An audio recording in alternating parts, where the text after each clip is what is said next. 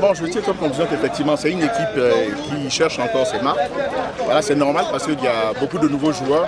Mais c'est une équipe qui a de la qualité, je le dis toujours individuellement, les joueurs sont bons.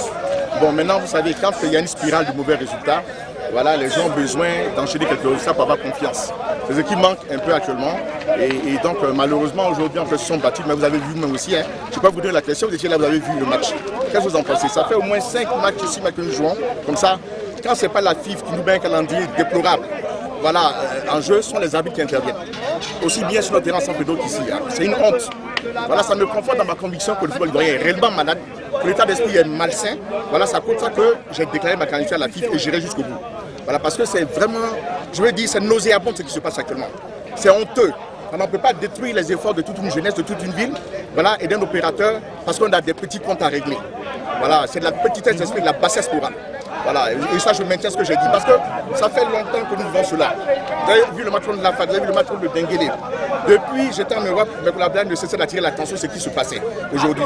On n'est pas des friands de complotistes, mais je dis quand même il y a un minimum. Voilà, nous on ne veut pas la SWAT qui est une bonne équipe qui s'est battue avec ses armes, mais honnêtement l'arbitre n'avait pas intervenu à faire pencher la balance en sa faveur. C'est honteux, on ne peut pas. Il n'y a pas d'erreur, au niveau de l'arbitrage. Il est ambition, c'est clair. L'État en mission a reçu les consignes et est venu faire de manière ignominieuse ce que vous avez vu. Voilà. Et donc je dis, je vais écrire une lettre ouverte, voilà, à tous les opérateurs sportifs ivoiriens et aux autorités parce qu'il faut que ça s'arrête, ce genre de petites choses basses là.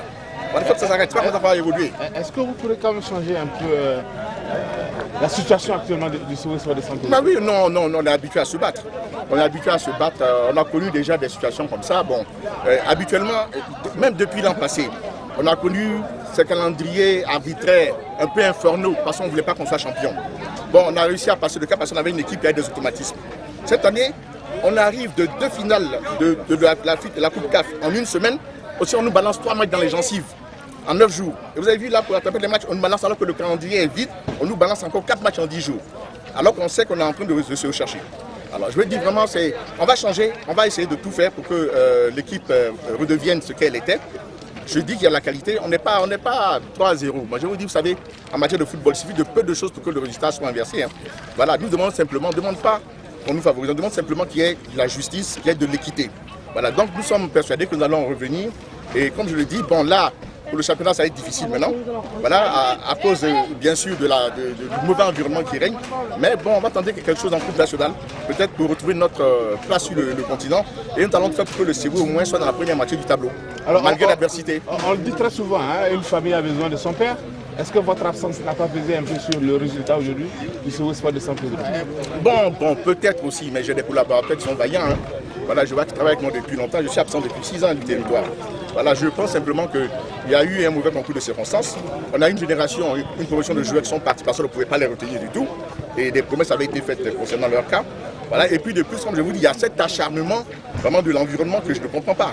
Au lieu de nous remercier pour ce qu'on a fait depuis 3 ans pour que le football puisse avoir 4 équipes qu'on appelle en Coupe d'Afrique, on s'acharne sur nous pour nous humilier. Mais c'est honteux, ils ne l'emporteront pas au paradis, je vous le dis aujourd'hui, c'est honteux. Voilà, c'est facile aujourd'hui de bénéficier des dividendes de l'État pour aller faire jouer des joueurs professionnels. Mais ce que nous faisons là, c'est le travail de base. Ce que tous les présidents de clubs font ici, c'est le travail de base, c'est difficile. On y va de notre poche, on y va de notre sueur, de notre sang. Alors il y a des gens qui sont assis dans des bureaux là, qui commandent des petits coups, voilà, envie de décourager des gens de bonne volonté et de les discréditer. C'est trop facile. C'est trop facile, nous allons prendre les dispositions de l'avant que ça ne se reproduise plus jamais. Merci bien. Merci.